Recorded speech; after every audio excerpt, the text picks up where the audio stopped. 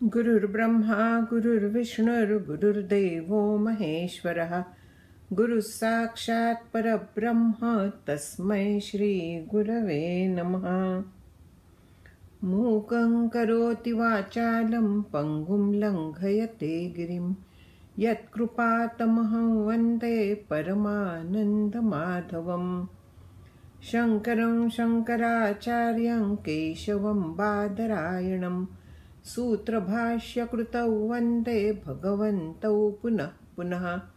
श्रुतिस्मृतिपुराणानाम् आलयं करुणालयं नमामि भगवत्पादं शङ्करं लोकशङ्करम्। सर्ववेदान्तसिद्धान्त गोचरं तमगोचरं गोविन्दं परमानन्दं सद्गुरुं प्रणतोऽस्म्यहम्।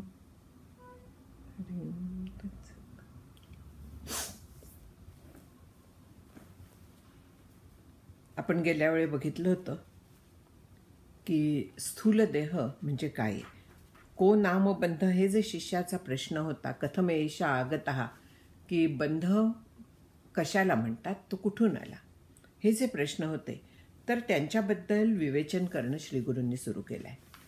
त्यांनी को नाम बंध, बंधाचं व्याख्या एक सांगितली, आणखी कथम एषा आगतः, त्याच्यासाठी त्यांनी पहिल्यांदा स्थूल शरीराचं सगळं वर्णन केलं की स्थूल शरीरात कुठले कुठले घटक आहेत, आणखीन स्थूल शरीराचं पृथक्करण केलं तर ते कसलं बनलेलं आहे, पंचमहाभूतांचं ते बनलेलं आहे, पंचीकृत पंचमहाभूत म्हणून जे म्हणतात, तर त्यांनी ते बनलेलं आहे. आता परस्परांशयी ही मिलितानी म्हणून जे गेल्या वेळी म्हटलं त्यांनी, तर त्याचं एक्सप्लेनेशन राहिलं होतं की ही सूक्ष्म पंचमहाभूतं जी आहेत ती इंद्रिय गोचर नाही आहेत, म्हणजे ती इंद्रियांना कळत नाहीत. ती इंद्रियांना कळण्यासाठी ती एकमेकात मिसळायला लागतात.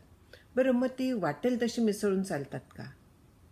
आपण उदाहरण पाहिलं होतं ते माती आणखीन पाणी ह्याचं पाहिलं होतं की त्याचं जेव्हा आपण एकत्र करतो ते वाटेल तसं करून चालतं का? पाणी खूप जास्त झालं, घटाला त्या आकारच देता येणार नाही, पाणी कमी झालं ते भुसभुशीत होऊन फुटेल, आकार राहणार नाही तो. ते जसं विशिष्ट काही प्रमाणातच लागतं, तर त्याचप्रमाणे ही पंचमहाभूतं जी आहेत ती काही विशिष्ट प्रमाणात एकत्र केली जातात. आता त्याच्यात देखील दोन पद्धती सांगितल्या गेल्या आहेत. म्हणजे हे शास्त्र जे आहे सगळं हे बसवून दिलेलं आहे, एवढं पक्क लक्षात ठेवायचं. प्रत्येक भूतात दुसऱ्या भूताचे गुण आपल्याला दिसतात. याचा अर्थ आहे की ती भूतं एकमेकांच्यात मिसळली गेली आहेत. आता काय प्रमाणात?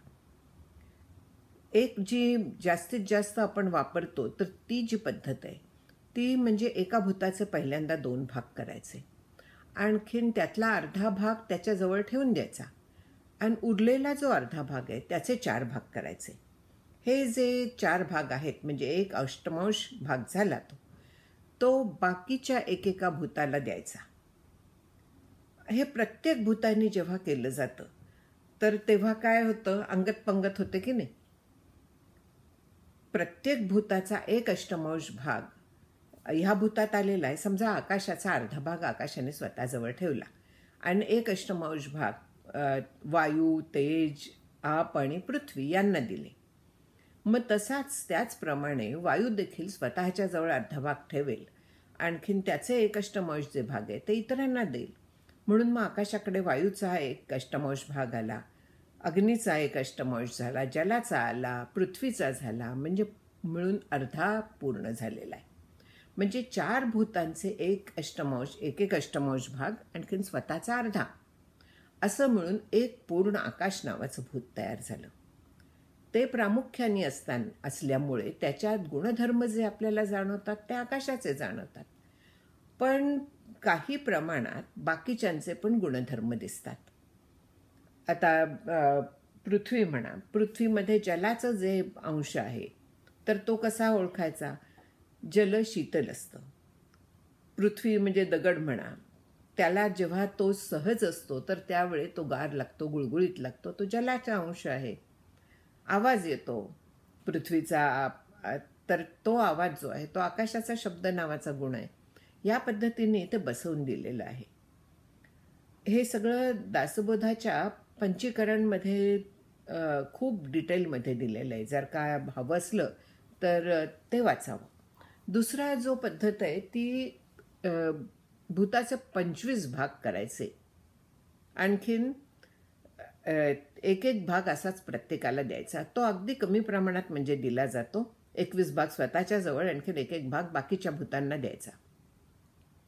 ही दोन्ही पद्धती आहेत. कुठलीही स्वीकारायला हरकत नसते आपल्याला अभ्यासाला. कारण शेवटी असं आहे की ही पंचमहाभूतं जी आहेत तर ती जड आहेत. आणखीन ज्या अर्थी ती निर्माण झालेली आहेत त्या अर्थी ती कधीतरी विलायला जाणार आहेत. ती माहीत आहेत. त्यांच्यापासून हा देह बनला आहे. म्हणजे देह देखील कायम न टिकणारा आहे. आणि ह्या विषयांच्याबद्दल शब्द, स्पर्श, रूप, रस आणि गंध ह्या विषयांच्याबद्दल ज्याला अतिशय प्रेम असतं, पंचविषय म्हटलायत ना, तर त्यातला महापाश म्हटला आहे. ह्या प्रेमाला, विषयांच्याबद्दलचं जे प्रेम आहे त्याला महापाश म्हटलेलं आहे. कोएश बंधा म्हणून विचारलं होतं ना, तर एक देहावरचं प्रेम, आणखीन विषयांवरचं प्रेम, ह्या दोन गोष्टी म्हणजे महाबंध आहेत, महापाश आहेत. आणि त्याच्यात अडकणं म्हणजे कुठून येतो तो बंध, बंधाचं नाव काय, हे जे प्रश्न होते, तर त्या सगळ्याची उत्तरं आहेत की पूर्वी जे काही प्रबल स्वकर्म म्हटलेलं आहे. इथे कुठे गेलं, ठीक आहे, प्रबल स्वकर्म उच्चैः स्वकर्म दूतेन, हे शब्दप्रयोग आहे.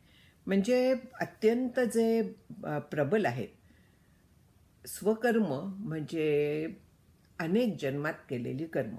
ही कर्म जी असतात ह्याच्यात देखील आत्ता ह्या देहाला कारणीभूत अशी जी आहेत की ज्यांची फलं ह्या देहात भोगायची आहेत, त्याच्यात काही प्रबल आणखीन काही सौम्य अशी असतात. प्रबल जी असतात तर ती भोगायलाच लागतात, आणि जी सौम्य असतात तर ती फलं आपल्याला आपल्या प्रयत्नांनी बदलता येतात. हे खूप महत्त्वाचं आहे की स्वप्रयत्नांनी जी सौम्य कर्म आहेत तर त्यांचं जे आपल्याला मिळणारं फळ आहे ते आपल्याला बदलणं शक्य असतं. आणि म्हणून प्रयत्न करा म्हणून आपल्याला सांगतात. म्हणून परमार्थाच्या मार्गाला जा सांगतात, असा असा अभ्यास करा सांगतात.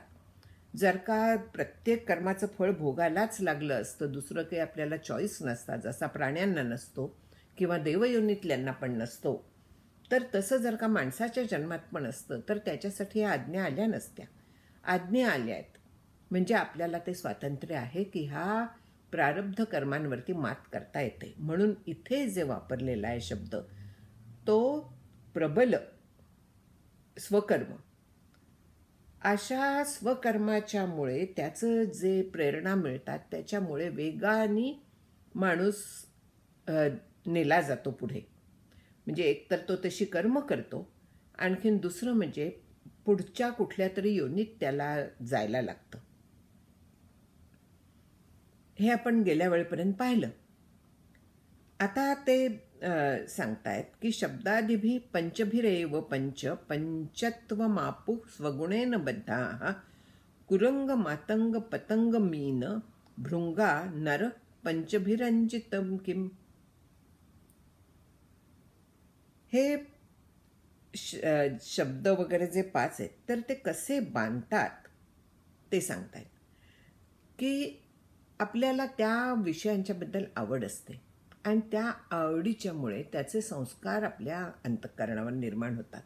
कुठलंही आपण जेव्हा कर्म करतो तर त्यावेळी पुन्हा ते कर्म करायची आपल्याला एक इच्छा संस्कार रूपाने आपल्या अंतःकरणात राहते. म्हणून आता इथे जे सांगतायत ते 5 ह्याची उदाहरणं घेतलेली आहेत. 5 विषय आहेत ना, तशी एक एक विषय एकेका प्राण्याला कसा बांधतो, आणखीन मृत्यूला किंवा बंधनाला कसा कारणीभूत होतो, त्याची उदाहरणं इथे दिलेली आहेत. की कुरंग, मातंग, पतंग, मीन आणि भृंग. कुरंग म्हणजे हरिण. हरणाला शब्दाचा खूप वेड असतं असं म्हणतात. हरिण जे आहे तर ते शब्दाचा म्हणजे गायन ऐकलं की ते लुब्ध होऊन तिथे येतं. आपण चित्र बघतो ना, श्रीकृष्ण बासरी वाजवतोय, आणखीन हरणं वगैरे तिथे येऊन उभी राहिलेली आहेत ते ऐकायला.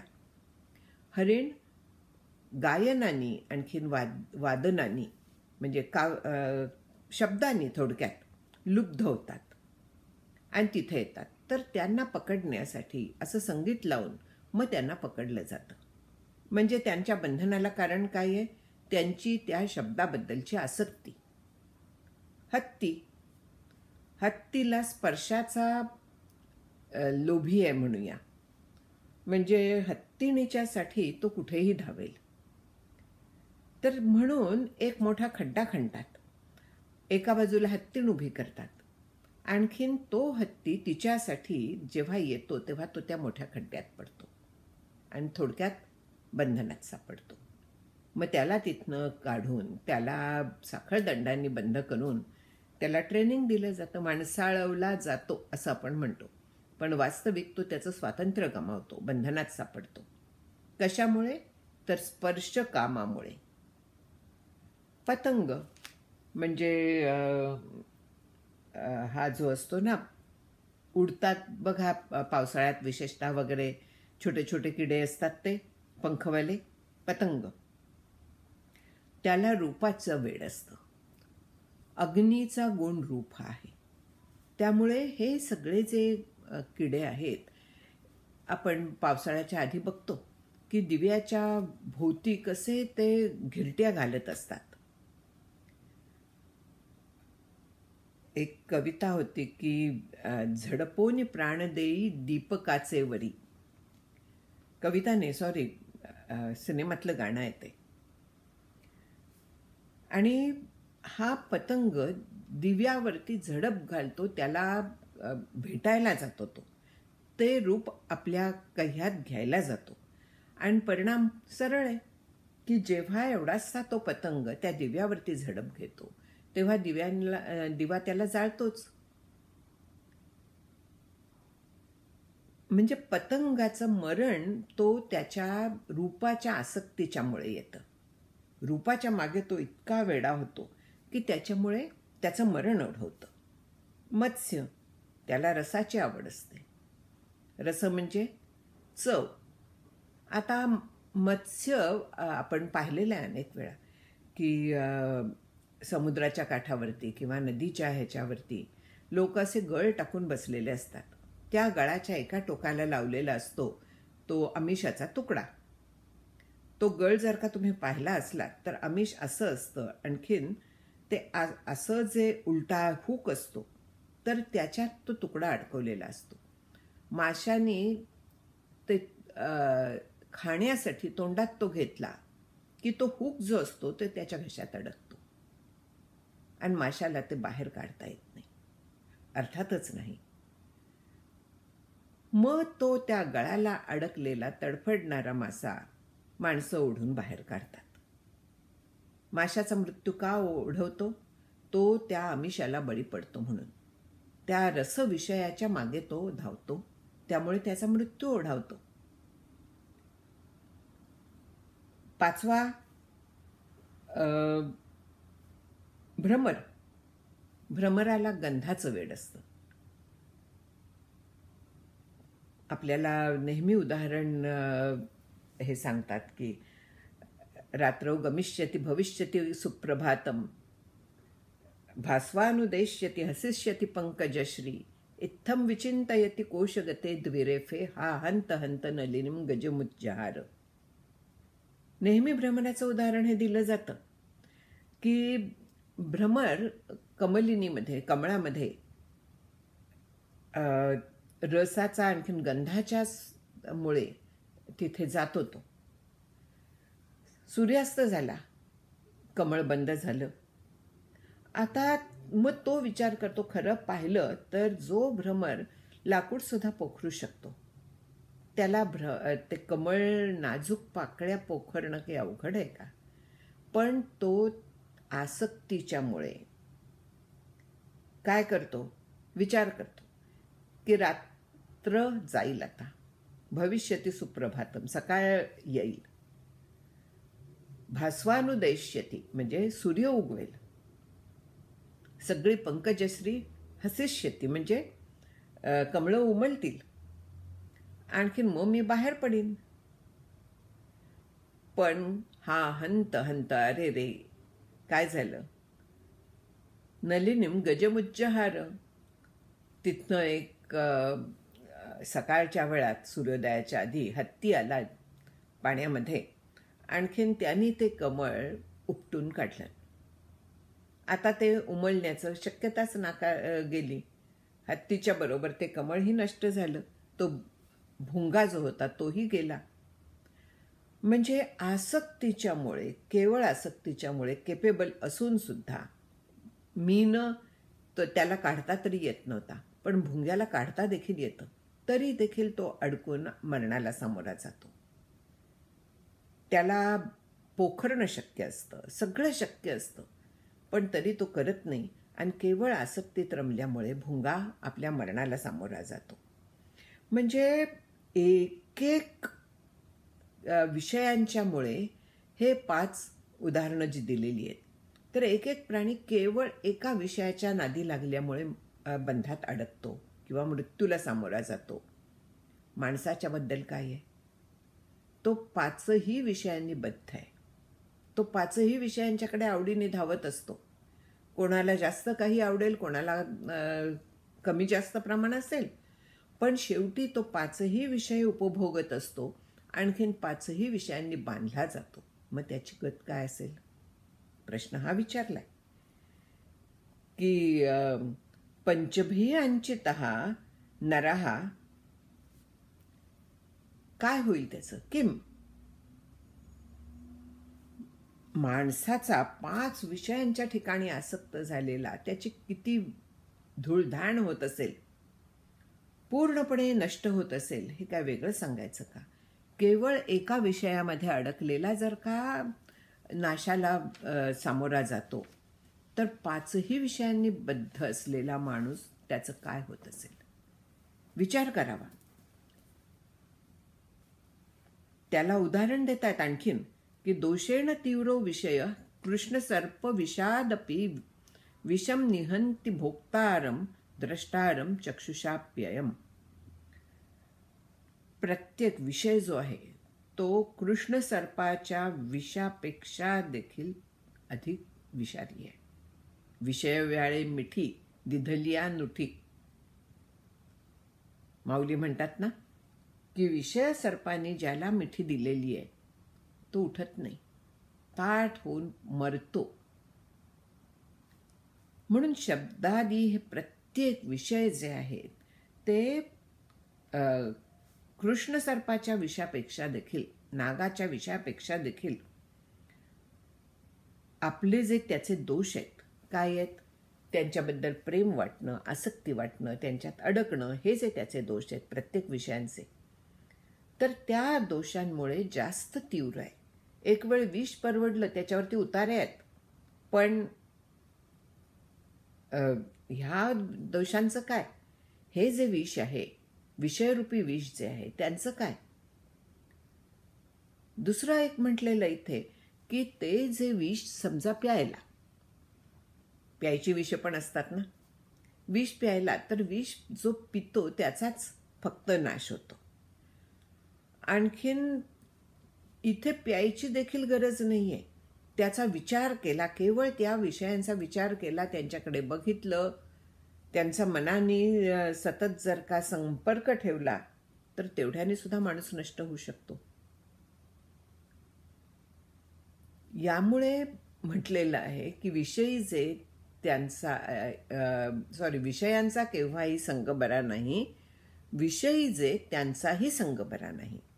विषयांचा संग एक वेळ सोडणं शक्य आहे, पण विषयी जे असतात म्हणजे विषयांच्या मागे धावणारे, त्यांच्या मनात तेच असतात, ते बोलत तेच असतात. तत्चिंतनम तत्कथनम परस्परे तत्प्रबोधनम, ह्या पद्धतीने त्यांचं विषयांच्या बद्दल चाललेलं असतं. त्यामुळे त्यांच्या संगतीत राहणारे जे असतात ते देखील ह्या पद्धतीने अखंड विषयांच्या संगतीतच राहतात. त्यांच्या कानावरती तेच पडतं. चल तिकडे जाऊया, ते पाहूया, अशा पद्धतीनेच तो त्यांना घेऊन जात असतो. म्हणजे इच्छा असो नसो, ह्या माणसाला देखील विषयांचा संग घडत असतो.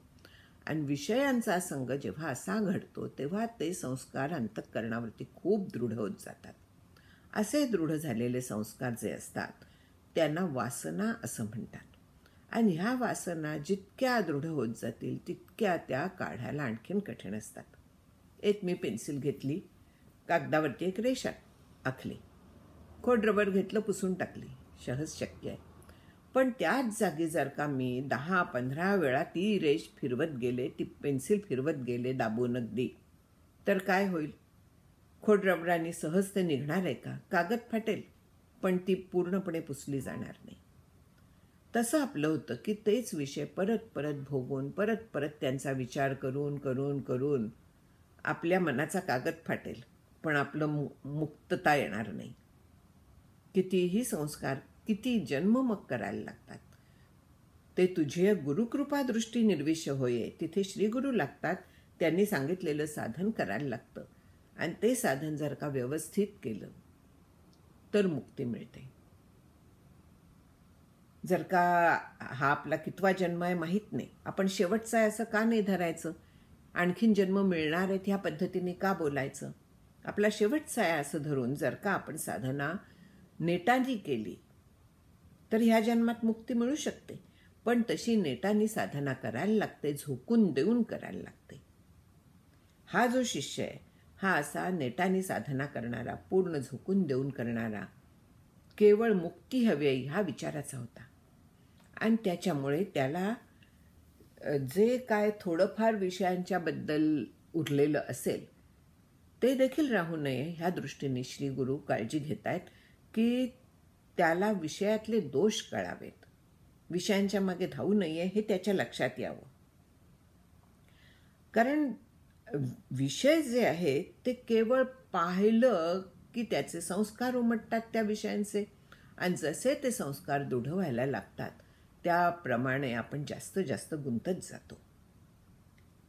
पुढे सांगतायत की विषयाशा महापाशाद्यो विमुक्त सुदुस्त्यजात सैव कल्पते मुक्त्यै नान्य षट्शास्त्र वेद्यपी. पुन्हा ते षट्शास्त्रावरती घसरलेत. शंकराचार्य सांगतायत की जो माणूस जे विषयांच्या नादी लागलेले असतात अशांना सुटता सुटत नाहीत.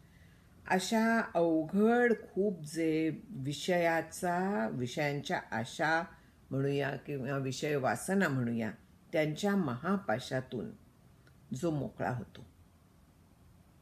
विषयाशा महापाशा विमुक्ता. कठीण आहे ते, अति अवघड आहे. सुदुस्त्यजात, त्यागण्यासाठी अतिशय कठीण आहे. असे जे विषय आहेत त्या विषयाच्या महापाशातून जो मोकळा होतो, जो तेवढे प्रयत्न करतो तोच मुक्ती मिळवण्यास समर्थ होतो, दुसरा नाही. इतर बाकी कोणीही अगदी षट्शास्त्र संपन्न असला, सगळे 14 विद्या 64 कला सगळ्यांनी संपन्न असला तरी देखील त्याला मुक्ती मिळणार नाही जोपर्यंत तो त्या वासनातनं बाहेर पडत नाहीत. 3 प्रकारच्या इषणा मुख्य सांगितलेल्या आहेत. दारेषणा किंवा पुत्रेषणा, शास्त्रवासना, द्रव्यवासना, आणखीन दारेषणा म्हणजे पैशाच्या बद्दलची ओढ, पत्नी पुत्र वगैरे संसाराबद्दलची ओढ, आणि शास्त्राची ओढ. आपल्याला ह्या पहिल्या 2 लक्षात येतात, पण शास्त्रांच्या बद्दल देखील मला हे शिकायचं आहे, मला ते शिकायचं आहे, सगळं लक्ष केंद्रित आहे तर ते शिक्षणाकडे. म्हणजे हे मला कळलं पाहिजे, ते मला कळलं पाहिजे, असा जो मागे लागतो ना, केवळ ज्ञानाच्या, केवळ माहितीच्या. माहिती आणि ज्ञानमध्ये फार फरक आहे. इन्फॉर्मेशन अँड नॉलेज असं त्याला म्हणण्यात येतं. केवळ माहिती गोळा करून काहीही उपयोग नाही आहे. जगात होत असेल पण परमार्थाच्या दृष्टीने माहितीला किंमत नाही आहे. ती माहिती जर का आपण आचरणात उतरवली तर आपल्याला ज्ञानापर्यंत पोचता येतं. ते ज्ञान पैगा बरवे, जे मनी आथी आणावे, तरी संताया भजावे सर्वस्वेसी. जे ज्ञानाचा कुरुठा,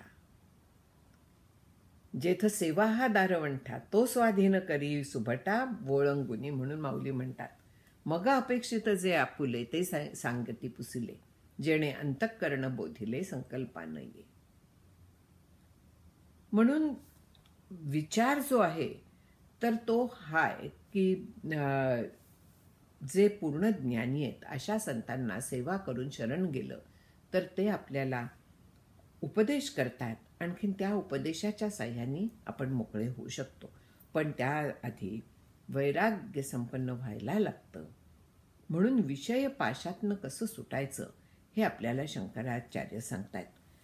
जोपर्यंत आपण विषयाच्या पाशातनं सुटत नाही आहोत, जोपर्यंत त्या वासना आपल्या क्षीण होत नाही आहेत, वासना क्षीण करणं शक्य असतं.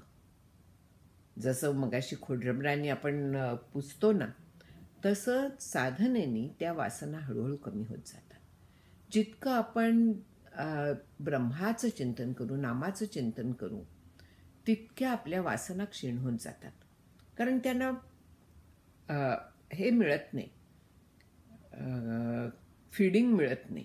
म्हणजे जसा अग्नी इंधन दिलं तर तो पेटत जातो, पण इंधन जर का आपण बंद केलं तर तो हळूहळू हळूहळू शांत व्हायला लागतो. तसंच विषयांचं आहे की विषयांना आपण जेवढं खाद्य पुरवू ना, मग मनाने पुरवू, प्रत्यक्ष पुरवू, जितकं खाद्य पुरवू तितके ते जास्त बलवान व्हायला लागतात. आणखीन जितकं आपण त्यांना दूर ठेवू तितकं हळूहळू हळूहळू ते त्या विषयांपासून, त्या संस्कारांपासून, त्या वासनांपासून दूर व्हायला लागतात. पण सक्तीने दाबून जर का ठेवल्या तर चालत नाही. इथे विवेक लागतो. आणि या विवेकाच्या साह्याने जर का आपण त्या वासनांना क्षीण केलं तर ते वैराग्य खरं असतं.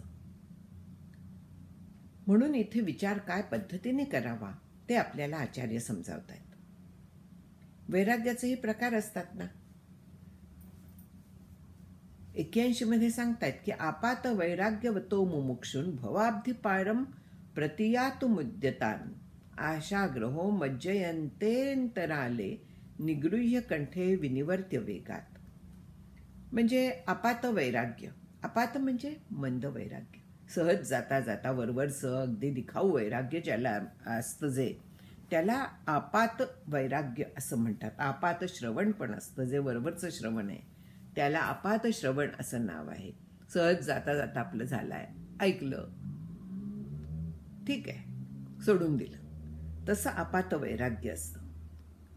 मंद वैराग्य आहे, क्षणिक वैराग्य, खरं आहे म्हणता येते, नको विषयांच्या नादाला, पण दुसऱ्या क्षणी विषय आवडता दिसला की गेला पाठीमागे.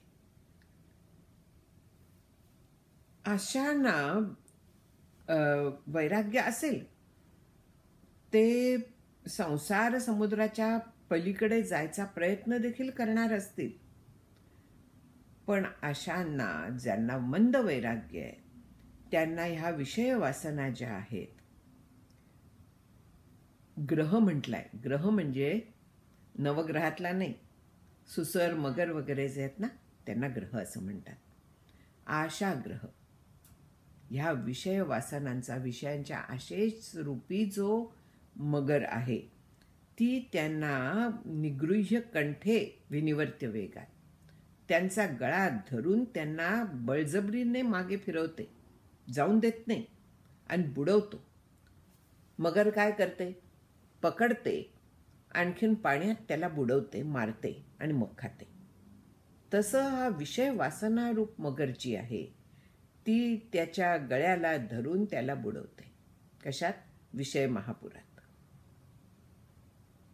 त्याला जरी वैराग्याच्यामुळे थोडंसं वाटत असलं की नको आपण विषय घ्यायला, विषयांच्या मागे जायला, नको आपण असं करायला, तरी देखील ही मगर इतकी बलवान असते, ती आपणच बल दिलेलं आहे तिला. ती बलवान मूळची नाही आहे, पण आपण तिला ताकद दिलेली आहे. विषयांच्याबद्दल अखंड विचार करून त्या विषयरूपी मगरीला आपणच ताकद देत असतो. तिला क्षीण करायचं तर विषयांचा नाच सोडायला लागतो. तो नाच सोडला तर ती मगर हळूहळू हळूहळू क्षीण होते आणि मग ती आपल्याला बुडवू शकत नाही. तिची मिठी सुटते.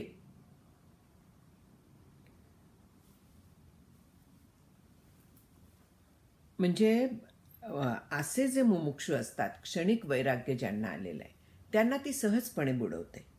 कारण त्यांचा विषयांचा संग सुटलेला नाही आहे. विषयांच्या सर्पांनी त्यांना घट्ट मिठी जी मारलेली आहे ती क्षणिक वैराग्य आल्यानंतर सैल होतीये न होतीये तोपर्यंत पुन्हा तो विषयांच्या मागे धावतो आणि विषयांच्या मागे धावला की गेला. आपलं पण होतं की नाही? अभ्यास जेव्हा आपण करायला जातो, केवळ हा अभ्यास असं नाही, जेव्हा आपण शिकत होतो तेव्हा देखील एक कंटाळा नावाचं मगर असतं. कंटाळा आला, आता झोप येतेय, बस झाला अभ्यास. वास्तविक करणं जरूर असतं, पण तरी देखील कंटाळा आला, आळस आला, अभ्यास सोडून दिला. कोणीतरी म्हणालं चल सिनेमाला, गेले सिनेमाला, विषयाच्या नादी लागले. कोणीतरी म्हणालं की चल आपण जाऊया हॉटेलात जाऊया, गेले त्याच्याबरोबर. म्हणजे अशा पद्धतीने, किंवा मी सुद्धा कोणाला तरी ओढून नेत असेन, आपला अभ्यास सुटतो की नाही? हा जो अभ्यास आहे परमार्थाचा, तो जर का वैराग्य नसलं तर फारच सहज सुटतो, कारण त्याच्यावाचून अडलेलं नाही. शाळा कॉलेजचा अभ्यास जो असतो त्याच्यापासून आपलं अडलेलं असतं. पास होणं जरूर असतं, चांगल्या मार्कांनी पास होणं जरूर असतं. त्यामुळे आपण बऱ्याच वेळा विषयांचा नाच सोडतो, तात्पुरतं तीव्र वैराग्य आणतो. पण इथे परमार्थाच्या अभ्यासा वाचून, साधने वाचून मंद मुमुक्षूचं काहीही अडलेलं नसतं. बरोबर आहे सगळं, पण भोगून घेऊया अशा पद्धतीने तो भोगांच्या नादी लागतो. पण ज्याचं वैराग्य तीव्र झालेलं आहे, ज्याला याचं महत्त्व पटलेलं आहे, परमार्थाचं ज्याला महत्त्व पटलेलं आहे, नरदेहाचं महत्त्व पटलेलं आहे, वाया घालवू नये तर ह्या जन्मातच सुटायचं आहे हे महत्त्व ज्याला पटलं आहे, तो तीव्र वैराग्य आणतो. तीव्र वैराग्य दोन पद्धतीने येऊ शकतं. एक भक्तीने येतं किंवा दुसरं विचारांनी येतं. विचारांनी म्हणजे हे जे आत्ता इतका वेळ आपला विचार चाललेला आहे, शरीर कसं बनलेलं आहे, मग ह्या शरीराला, पंचमहाभूतांच्या शरीराला पंचविषय किती द्यायचे? शेवटी तर विषयातच जाणार आहे ना शरीर. पंचमहाभूतात विलीन होतं म्हणजे काय होतं? पृथ्वी तत्व पृथ्वीत जातं, वायू तत्व वायूत जातं. अशाच पद्धतीने आपल्या सगळे तत्व निघून जातात. आणि जीव जो असतो, म्हणजे सूक्ष्म देहासह जीव, तर तो पुढच्या कुठच्या तरी योनीत जातो, वरच्या किंवा खालच्या, आपल्या पापपुण्याप्रमाणे. पण जो मुमुक्षू असतो, जो हा विचार सगळा करतो आणि विषयांपासून कटाक्षाने दूर राहतो, विषयांचा बंधन तोडतो, म्हणजे त्यांच्याबद्दलची आसक्ती बंद करतो. विषय आपल्याला भोगायला लागतातच, प्रारब्ध आपल्याला ते भाग पडतं. पण भोगताना हे मला हवेतच असं नाही, समोर आलेलं आहे प्रारब्ध आहे, घ्या, हरकत नाही आहे, त्याचा आनंद मिळणारच आहे. पण मला हे हवंच आणि परत मला असं मिळावं, आणि ते मिळालं नाही तर माझं कसं होईल वगैरेची चिंतन आहे, ते ह्याचं बंद झालेलं असतं. हा फरक लक्षात घ्यायचा. फार मोठा फरक आहे की एक माणूस त्या विषयाला हवेच म्हणून कवटाळतो. मला आज भाजी फार छान झाली होती, माझ्यासाठी ठेवून दे, मी रात्री पुन्हा खाईन. म्हणजे काय झालं? रस विषयाला गेलं की नाही? अशा पद्धतीने जेव्हा आपण या विषयात जातो तेव्हा आपण अडकतो त्याच्यात. पण मिळालेलं समोरचं शांतपणे आस्वाद घ्यायचा, संपलं, तिथल्या तिथे ते संपवायचं, तिथल्या तिथे त्याला पूर्णविराम द्यायचा. हा पूर्णविराम जर का आपल्याला देता आला ना, तर विषयांपासून काहीही आपल्याला त्रास होत नाही. ते निर्विषय असलेले सर्प असतात ना, काही विषारी असतात, काही बिनविषारी असतात.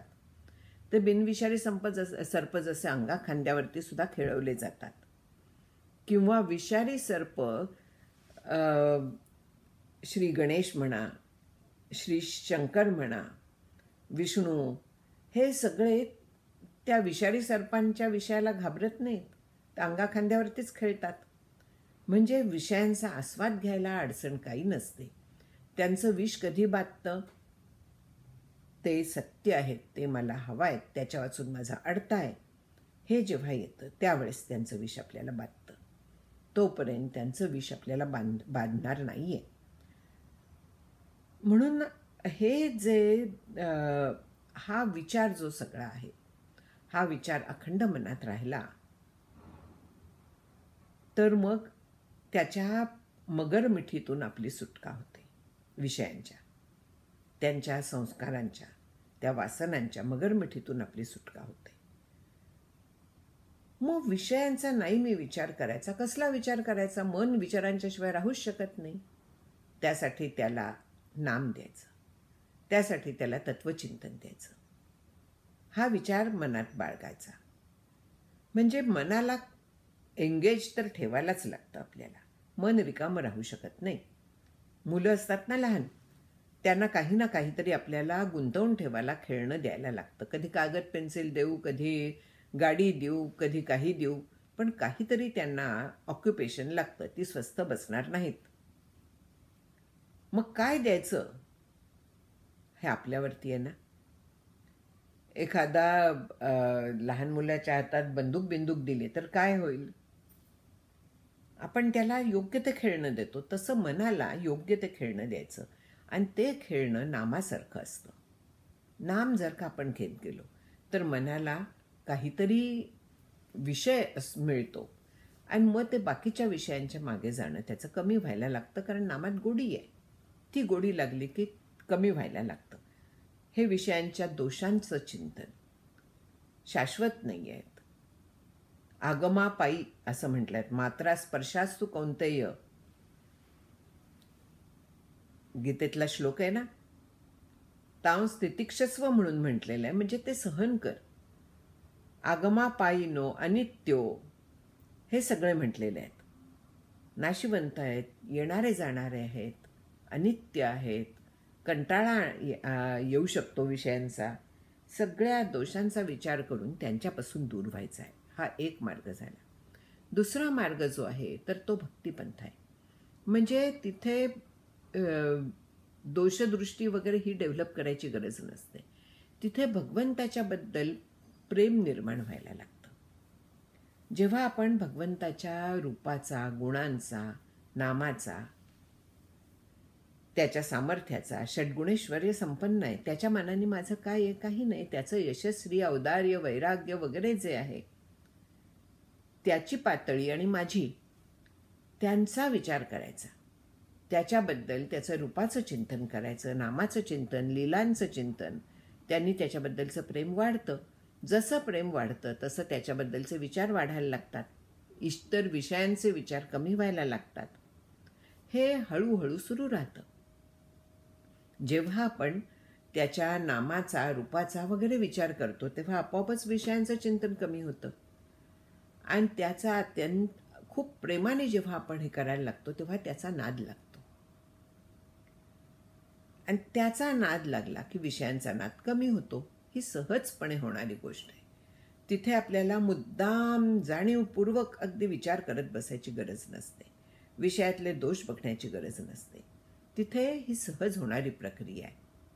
आणि ह्या सहज प्रक्रियेने वैराग्य सहज निर्माण होतं.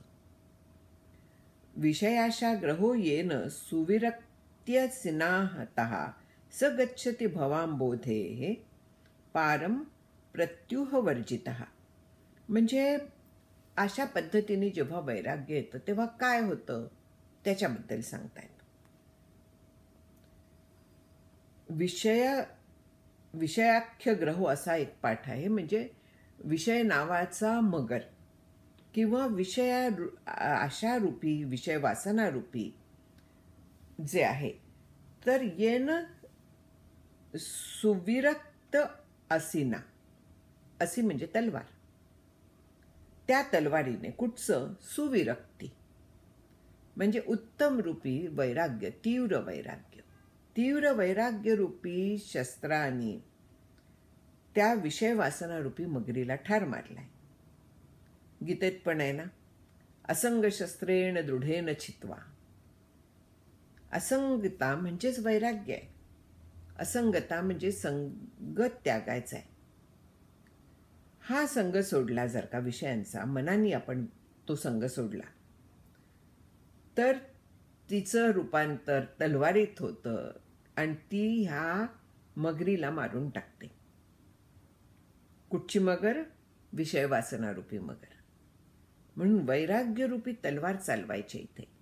गीतेत असंग शस्त्र सांगितलेलं आहे, म्हणजेच वैराग्य. असंगता, संग टाकलेला आहे, संग टाकलाय म्हणजेच वैराग्य आलेलं आहे. आणि ह्या वैराग्याने त्या सुसरीला मारलाय. असा जो आहे त्याला मध्ये ओढायला, पाण्यात बुडवायला सुसर शिल्लक नाही आता. मग तो संसार समुद्राला सहजपणे ओलांडून जातो. स गच्छती भवांबोधे हे पार प्रत्युह वर्जिता, कुठलाही अडथळा न येता सहजपणे जातो. तिथे विषयारूपी मगर अडथळा आणायला, त्याला पकडायला शिल्लकच नाहीये. त्यांनी वैराग्याने त्या सुसरीला पूर्ण मारून टाकलेलं आहे. छान आहे अगदी हे कल्पनाच, की वैराग्याच्या शस्त्राने सुसर, मगर, सगळं जे काय अडथळे होते त्या संसार सागरात, ते सगळे गेलेले आहेत. आपण त्या अडथळ्यात अडकतो. 100 प्रकारांनी अडथळे असतात. आसक्ती असते. आसक्ती वैराग्याने गेली. आसक्ती कोणाची असते? मी आणि माझं. ह्या सगळ्याची आपल्याला आसक्ती असते. जेव्हा असंगता येते, तर त्यावेळे तिथे राहून पद्मपत्रमिवांभसा म्हणून जे म्हटलेलं आहे, की पाण्यात जसं ते कमलाचं दलं असतं त्याप्रमाणे, किंवा अळवावरच्या जसं पाणी टिकत नाही, तसं ह्याच्या मनात आसक्तीचं काहीही टिकत नाही. कुठचीही आसक्ती शिल्लक नाही आहे.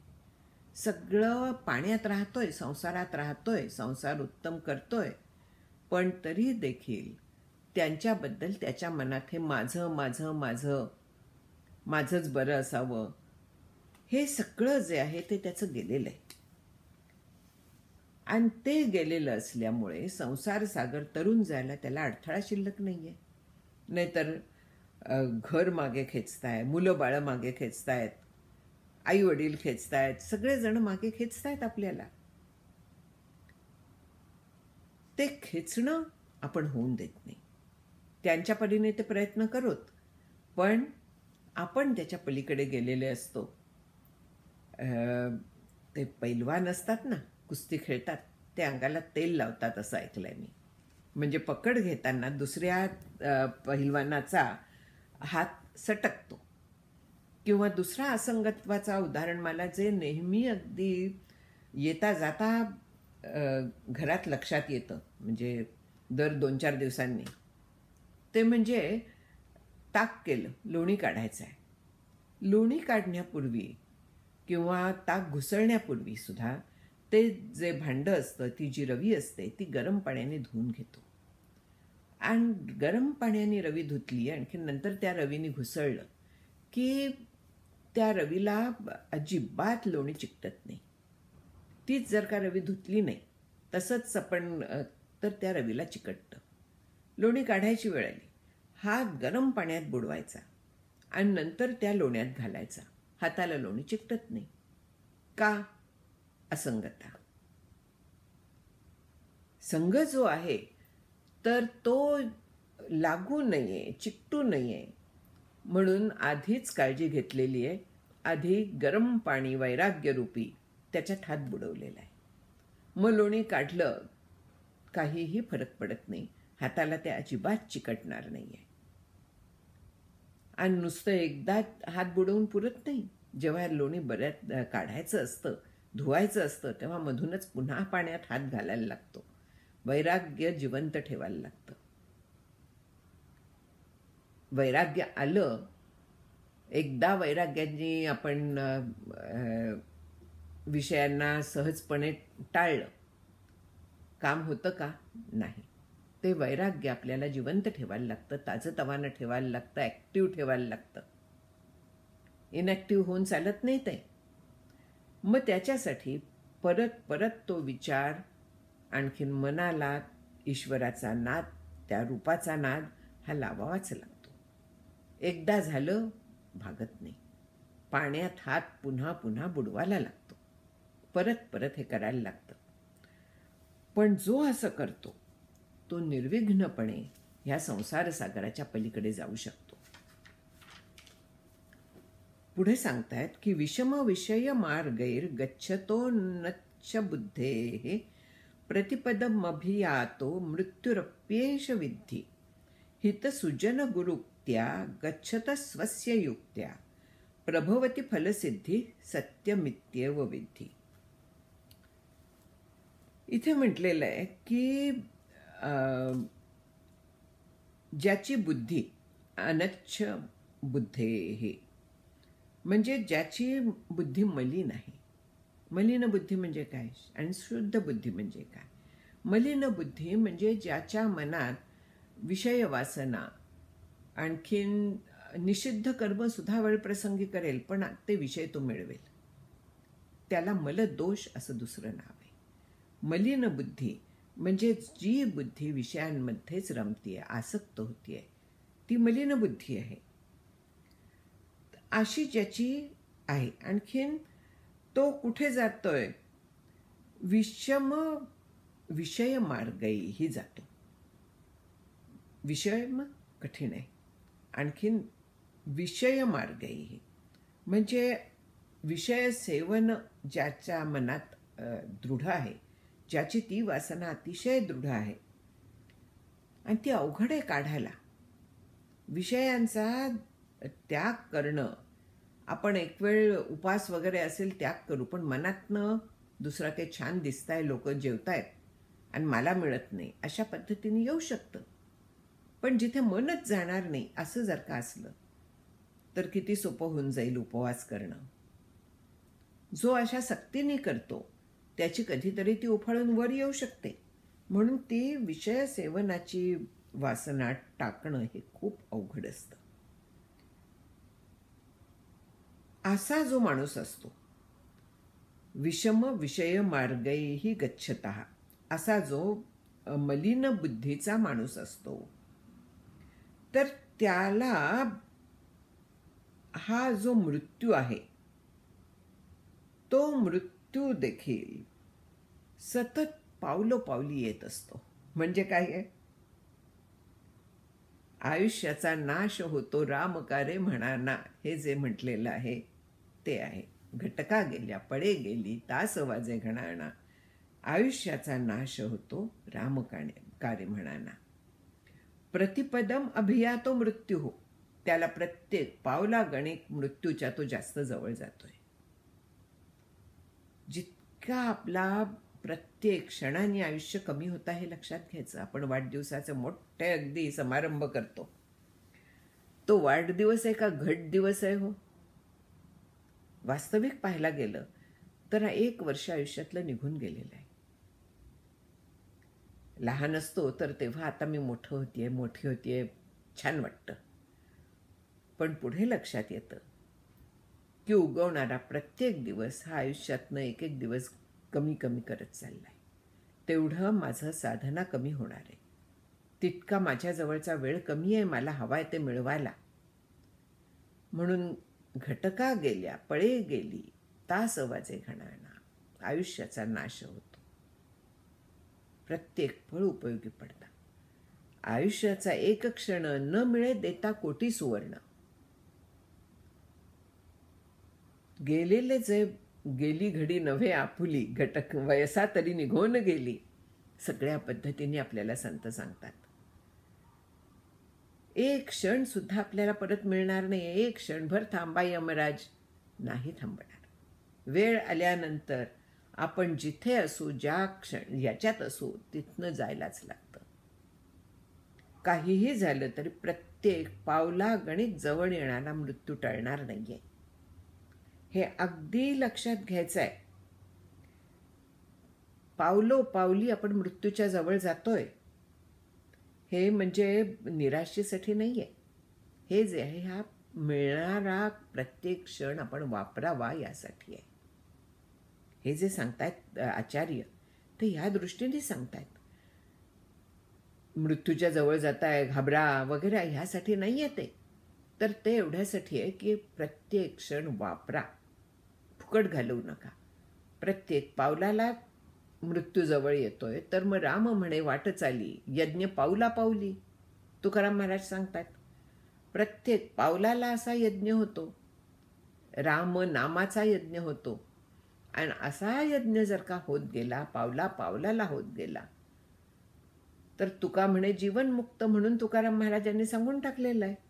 असा जो असतो, ऐसा राम जपे नित्य, तुका म्हणे जीवनमुक्त. अशा पद्धतीने जर का प्रत्येक क्षण आपण वापरला, तर मृत्यू नाही, मुक्ती जवळ येते.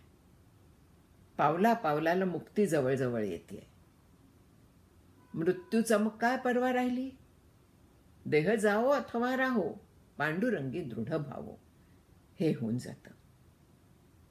मग आज आला काय, आणखीन कोटी वर्षांनी आला काय, काय फरक पडणार आहे? आता येणार ते येई नका, जाणार ते जाई नका. मुक्ती तिथे जवळ येते जेव्हा असं होतं तिथे.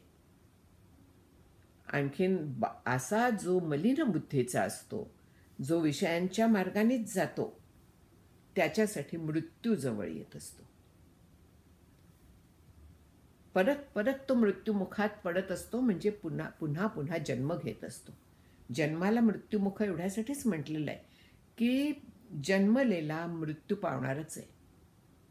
मग आपल्याला जर का मृत्यूमुखात परत पडायचं नसलं, तर काय करायचं आहे? यज्ञ पावला पावली. सोपा अगदी आहे. असा जो माणूस आहे, तर त्यांनी काय करायचं? जे कल्याण हितसुजन गुरुक्त्या,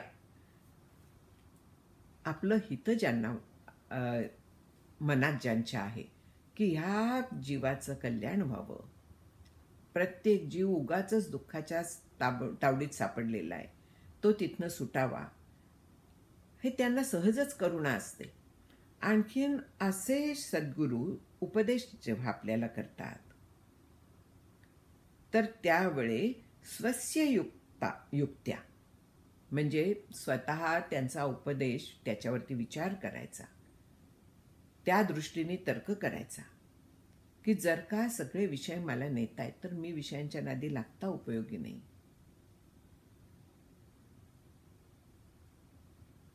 जितका मला विषयांच्या नादी लागेन, जितका मी संसार सागरात बुडीन, जितका विषयांचा विचार करीन, तितका मला जास्त कष्ट होणार आहेत. तेव्हा ते मला सोडलं पाहिजे, मला वैराग्य मिळवलं पाहिजे, मला विवेक मिळवला पाहिजे, आत्मानात्म विचार हा मी केला पाहिजे. मग तर्क जो करायचा, तो ह्या वेदशास्त्राला पूर्ण अनुकूल तर्क करायचा आहे.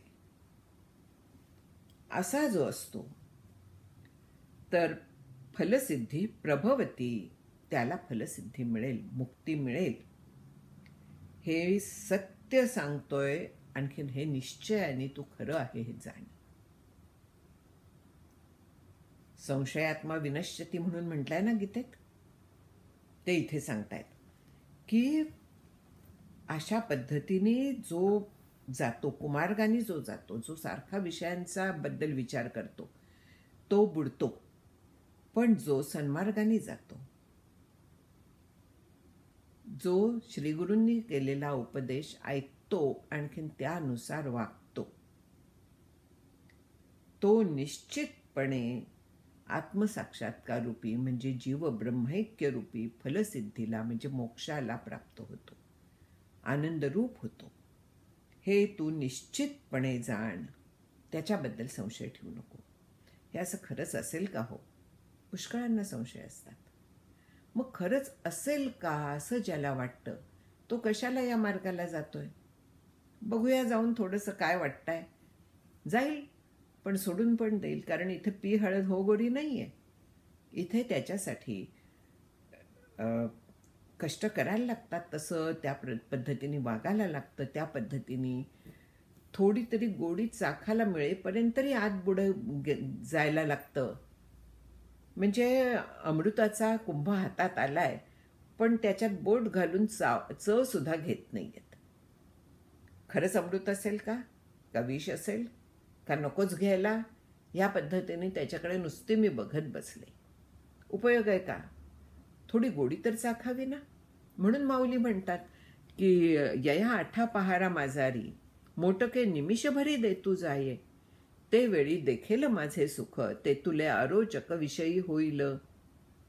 पुनोये हुन जैसे शशिबिंब दिसे दिसे, हारपत आवसे नाहीची होये, तैसे भोगा तुन निघता, चित्त मज माझी रिगता, हळूहळू पांडुसुता मीची होईन.